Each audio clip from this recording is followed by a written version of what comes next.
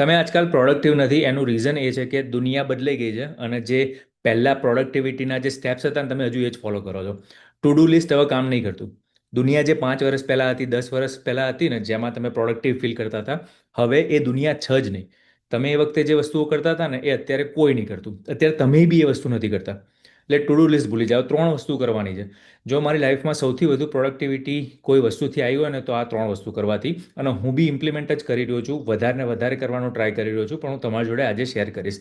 પહેલી વસ્તુ છે કે not to do list. Second વસ્તુ કે સ્ટાર્ટ ઓન હાર્ડ મોડ. અને થર્ડ વસ્તુ છે કે you need to protect your brain. એ 3 વસ્તુ કરશો ને તો જ તમે પ્રોડક્ટિવ રહી શકશો. આપણે 3 વસ્તુ ડિટેલમાં વન બાય વન જોઈશું. પણ પહેલાં આપણે વાત કરીએ કે ટુ ડુ લિસ્ટ હવે કામ કેમ નથી કરતા અને નોટ ટુ ડુ લિસ્ટ એ છે શું. સૌથી પહેલી વસ્તુ એ કરવાની છે કે નોટ ટુ ડુ લિસ્ટ બનાવવાનું છે. ટુ ડુ લિસ્ટ બનાવવામાં કંઈ ખોટું નથી, પણ ટુ ડુ લિસ્ટ અને પ્રોડક્ટિવિટીને કંઈ લેવા દેવાની. તમે વિચારજો કે ભાઈ તમે નક્કી કર્યું હોય કે આજે મારે આ 5 વસ્તુઓ 7 વસ્તુઓ કરવી છે. એને અને તમે કેટલા પ્રોડક્ટિવ થાવ છો એને કોઈ જ લેવા દેવા નથી. પણ નોટ ટુ ડુ લિસ્ટ કે ભાઈ કઈ વસ્તુ તમારે નહીં કરવાની અને પ્રોડક્ટિવિટીને બહુ લેવા દેવા છે. ઘણીવાર અમુક વસ્તુઓ જે હોય છે આપણે દિવસમાં ક્યાં ટાઈમ સ્પેન્ડ કરીએ છીએ ને આપણને ખબર નથી હોતી, પણ તમે એક વીક તમે નોટિસ કરો એ વસ્તુને અને તમને ખબર હોય તો જવાબ ઓલરેડી, તો દેટ્સ રિયલી ગુડ. પણ ના ખબર હોય ને તો એક વીક એવું નોટિસ કરો કે કઈ કઈ વસ્તુઓમાં મારો સૌથી વધુ ટાઈમ જાય છે. જ્યારે હું એ એનાલિસિસ કરતો હતો ને તો સોશિયલ મીડિયા ઉપર બહુ ટાઈમ જતો હતો. Not posting content but consuming content. Right ભાઈ, આપણે સ્વાઇપ અપ કરી રાખીએ કે વિડીયો જોઈએ રાખીએ. ટીવી હું બહુ જોતો હતો, મને ટીવીનો શોખ છે. પછી અમુક વસ્તુઓ જે હતી જે મને ખબર હતી કે હું જાતે ના કરું ને, હું કોઈકને હાયર કરી દઉં કે ડેલિગેટ કરી દઉં ઘરમાં કોઈને, તો એ વસ્તુ બેટર વર્ક કરે. એમના માટે બી બેટર વર્ક કરે, મારા માટે બી બેટર વર્ક કરે. તો એ 3 વસ્તુઓ મેં કરવાની ચાલુ કરી. એ 3 વસ્તુઓ મેં નહીં કરવાની ચાલુ કરી દીધી. રાઈટ. એટલે એવી વસ્તુઓ તમે નક્કી કરો કે તમારા ડે ટુ ડે લાઈફમાં કઈ છે કે જે તમે એ ના કરો ને તો તમારો બહુ બધો ટાઈમ બચી જાય. કદાચ એ પર્સનલ બી હોય કે ભાઈ અમુક માણસો જોડે તમે આર્ગ્યુ ના કરો. રાઈટ. કાં તો કમ્યુટમાં તમે એક રીતે કમ્યુટ કરતા હોય વર્સિસ બીજી રીતે કમ્યુટ કરો, કાં તો કમ્યુટમાં કશું જ ના કરતા હોય, ખાલી બેસી રહેતા હોય, એની જગ્યાએ કંઈક પોડકાસ્ટ સાંભળો કે કંઈક એવું લિસન કરો કે જેનાથી પ્રોડક્ટિવ વસ્તુ થાય. પણ બેઝિકલી સૌથી પહેલાં 3 વસ્તુ એવી નક્કી કરો કે જે તમારે નહીં કરવાની. It could B as simple as કે મારે સ્નૂઝ બટન નહીં દબાવવાનું. સવારે ઉઠું ત્યારમાં સ્નૂઝ સ્નૂઝ નહીં દબાવું. જો ઓફ કરી દઈશ, જો ઊંઘ્યો તો ભલે ઊંઘી રહીશ ને મારો દિવસ બગડે, પણ સ્નૂઝ ઉપર હું ક્લિક નહીં કરું. રાઈટ. એટલે એવી કઈ વસ્તુઓ છે, 3 વસ્તુ નક્કી કરો પહેલા અઠવાડિયે કે એ 3 વસ્તુઓ તમારે તરત જ મગજ લાઇટ થઈ જવી જોઈએ કે આ મારે નથી કરવાની. અને અમુક વાર તો તમે ટૂલ્સનો બી યુઝ કરી શકો. રાઈટ. સોશિયલ મીડિયા માટે ઇશ્યુ હતો તો મેં ફોનની અંદર જ નક્કી કર્યું હતું કે ભાઈ 1 કલાક કે 2 કલાક જ ઇન્સ્ટાગ્રામ ઓન રહે, નહીં તો પછી લોક થઈ જાય. યુટ્યુબમાં બી તમે એ કરી શકો. રાઈટ. તમારી જે બી વસ્તુ હોય કે જે તમારો ટાઈમ સૌથી વધુ લે છે એ વસ્તુઓ નહીં કરવાની. It's a simple rule. બીજું બધું પછી તમારે શું કરવાનું એ ઓટોમેટિકલી એના માટે તમારો ટાઈમ વધી જશે કે તમને ટાઈમ મળશે કે તમારે શું કરવું છે. જ્યારે તમે જે વસ્તુઓ તમારો ટાઈમ વેસ્ટ કરે છે એ વસ્તુઓ કરવાની તમે બંધ કરી દીધી. અને વેસ્ટ બી ના કરતો હોય ને તો તમારા માટે એ હાઈ પ્રાયોરિટી નથી. આપણે એ વસ્તુ નથી કરવાની.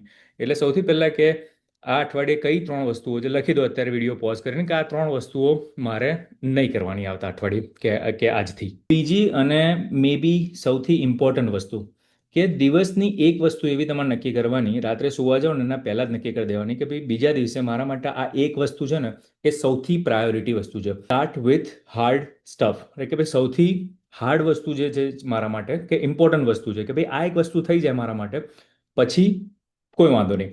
આપણું મગજ આપણું શું કરે કે સૌથી ઇઝી કયું છે, લાય ને એ કરી નાખવું, એ થોડું જ કામ છે ને 5 મિનિટમાં પતી જશે. અને એરું 2-4 કરવા રહો ને તો પહેલી વસ્તુ શું થાય કે એક તો તમે એવી વસ્તુઓ ખતમ કરી કે જેની એટલી બધી પ્રાયોરિટી નથી.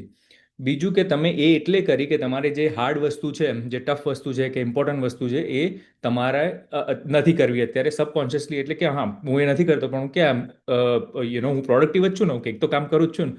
એના લીધે તમે એ જે મેઇન વસ્તુ છે ને એ તમારું પાછું મગજ બી રોકી રાખશે કે બીજી બધી વસ્તુઓ તમે પતાવતા હશો પણ આખો દિવસ તમને પ્રોડક્ટિવ નહીં લાગે. કારણ કે જ્યાં સુધી એ મેઇન વસ્તુ છે, હાર્ડ વસ્તુ છે, ઇમ્પોર્ટન્ટ વસ્તુ છે ના થઈ ત્યાં સુધી તમારું મગજ ઓક્યુપાય રહેશે. પણ જો એકવાર એ થઈ ગઈ ને કે સૌથી ઇમ્પોર્ટન્ટ વસ્તુ આજે જે હતી કે સૌથી ડિફિકલ્ટ જે વસ્તુ હતી, રાઈટ, તમારે બોસને કંઈક કહેવાનું હોય કે ઘરે કંઈક વાત કરવાની હોય કે કન્ટેન્ટ લાંબો બનાવવાનો હોય કે જે બી વસ્તુ કે યાર આ મોટી વસ્તુ છે મારે કરવાની છે, આ થઈ જાય ને પછી મગજ થોડું લાઇટ રહેશે, પછી બીજી બધી વસ્તુઓ પતાવીશું. એ વસ્તુ આપણું મગજ બહુ ફાઇટ કરશે નહીં કરવા માટેનું, કે કરીએ છે પછી હાલ તો ઉઠ્યો છે, પહેલાં નાની વસ્તુ પતાવી દે, પછી ચા પીતા પછી કરજે, તો વાંધો નહીં ખાધા પછી કરીશું, ચાલ છોડ ને એટલું ઇમ્પોર્ટન્ટ નહીં, સાંજે કર્યું. એમાં ને એમાં તમે કચરો કામ કરે રાખો, કાં તો જે મેઇન વસ્તુ છે એના સિવાય બીજું કરે રાખો, અને તમે દિવસ ખતમ થાય ને એવું થાય કે યાર મેઇન વસ્તુ તો કરી જ નહીં, આજનો દિવસ તો પ્રોડક્ટિવ જ નહોતો, રાઈટ? એટલે start with the hard stuff. સવારે ઉઠીને જો પહેલી વસ્તુ એ થતી હોય, સૌથી ડિફિકલ્ટ કઈ વસ્તુ છે કે જે હું કરી નાખું તો એના પછી મારા મનને એવું થઈ જશે કે કંઈક કર્યું આજે, પ્રોડક્ટિવ રહ્યા, અને એ જે મોમેન્ટમ ક્રિએટ કરશે ને, એ તમે બીજી બધી વસ્તુઓ ઇઝીલી ખતમ કરવાની ચાલુ કરી દેશો. કારણ કે મોટી વસ્તુ નીકળી ગઈ, એટલે મગજ ઉપર જે પેલો ભાર હતો કે આ હેવી વસ્તુ છે એ કેવી રીતે હું ખતમ કરીશ, એ નીકળી ગયો. પછી you become free, then you start finishing other stuff. એટલે start with the hard stuff first. અને ત્રીજી વસ્તુ છે પ્રોટેક્ટ યોર બ્રેન. અને આ એવી વસ્તુ છે ને કે લોકોને એવું લાગે છે કે આ વસ્તુ હું કરીશ ને તો હું સૌથી લેસ પ્રોડક્ટિવ ટાઈમ મારો એ આપી રહ્યો છું, પણ એવું નથી.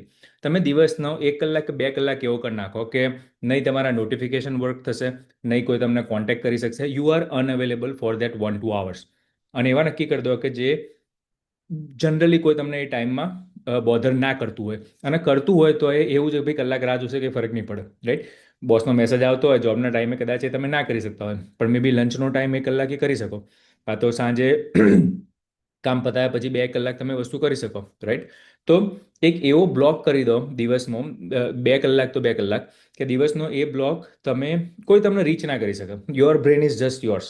અને કશું એવું કામ નહીં કરવાનું કે જેમાં તમે બીજા જોડે કોઈ ઇન્ટરેક્શન તમારે કરવું પડે, બને ત્યાં સુધી, અનલેસ કે તમે તમારી પ્રોડક્ટિવિટી જેવી હોય કે ભાઈ લોકોને સેલ્સનું કામ હોય, કન્વિન્સ કરવાનું હોય, મીટિંગ અમુક લેવાની હોય. પણ બને ત્યાં સુધી એક એક 2 કલાક એવા રાખો કે જેમાં યુ પ્રિઝર્વ યોર બ્રેન. જ્યારે મગજ પેલું વોન્ડર કરતું હોય ને કે ભાઈ એવું નહીં કે હું ટીવી જોઉં છું કે ઇન્સ્ટાગ્રામ જોઉં છું કે કંઈક કામ કરું છું, એકદમ બધું બંધ છે, હવે આ કલાક બસ બેસવાનું, વિચારું આજે મેં શું કર્યું, મારે બીજું શું કરવાનું છે, આ પેલું કરવા જેવું હતું.